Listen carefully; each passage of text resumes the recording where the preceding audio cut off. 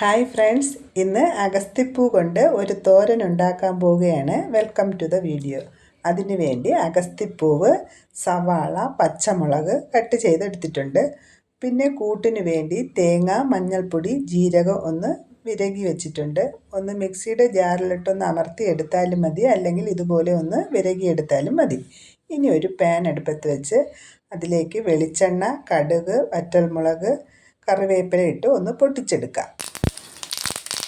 ഇതെല്ലാം പൊട്ടിയതിന് ശേഷം സവാളയും പച്ചമുളകും ഉപ്പും ചേർത്ത് ഒന്ന് വഴറ്റിയെടുക്കാം.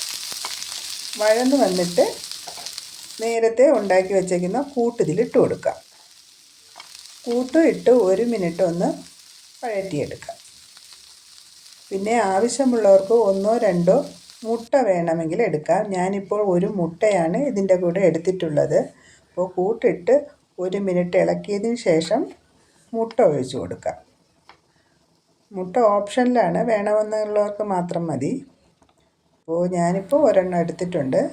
അതൊന്ന് ഇതുപോലെ ഒഴിച്ചു കൊടുത്തിട്ട് ഒന്ന് ഇളക്കി കൊടുക്കാം. 1 മിനിറ്റ് ഒന്ന് ഇളക്കിയതിന് ശേഷം നേരത്തെ കട്ട് ചെയ്ത് വെച്ചേക്കുന്ന പൂവ് ഇതിലിട്ട് കൊടുക്കാം. അപ്പോൾ ഇത് പൂവിട്ട് കൊടുത്താൽ ജസ്റ്റ് ഒന്ന് ഇളക്കി കൊടുത്താൽ മതി. ഇപ്പോൾ പൂവ് വാടി കിട്ടും. പെട്ടെന്ന് തന്നെ ഉണ്ടാക്കാൻ പറ്റുന്ന ഒരു തോരനാണ് ഇത്. ചപ്പാത്തിയുടെ കൂടെ കഴിക്കാനാണ് ബെസ്റ്റ്. അപ്പോൾ ഞാനിന്ന് ചപ്പാത്തിയാണ് ഉണ്ടാക്കാൻ പോകുന്നത്. അപ്പോൾ ചപ്പാത്തിക്ക് മാവ് കുഴയ്ക്കുമ്പോൾ അതിൽ ഒരു പഴവും കൂടെ ഇട്ട് കുഴച്ചാൽ നല്ല സോഫ്റ്റായിരിക്കും. വളരെ ഗുണമുള്ള ഒരു ചീരയാണിത്, അഗസ്തിച്ചീര.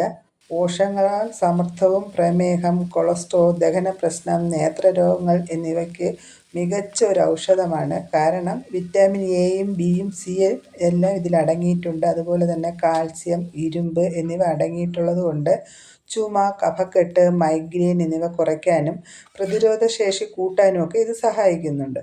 ഇതിൻ്റെ ഇലയും പൂവും എല്ലാം കറിയായിട്ട് ഉപയോഗിക്കാൻ പറ്റും. നല്ലതാണ്. പാൻക്രിയാസിൻ്റെ കോശങ്ങളെ നന്നാക്കി രക്തത്തിലെ പഞ്ചസാരയുടെ അളവ് ക്രമീകരിക്കാൻ സഹായിക്കുന്നുണ്ട്. അതുകൊണ്ട് തന്നെ ഇത് പ്രമേഹം നിയന്ത്രിക്കാനും സഹായിക്കുന്നു. അതുപോലെ തന്നെ ചീത്ത കൊളസ്ട്രോൾ കുറയ്ക്കാനൊക്കെ ഇത് നല്ലതാണ്. ഹൃദയത്തിൻ്റെ ആരോഗ്യത്തിന് നല്ലതാണ്.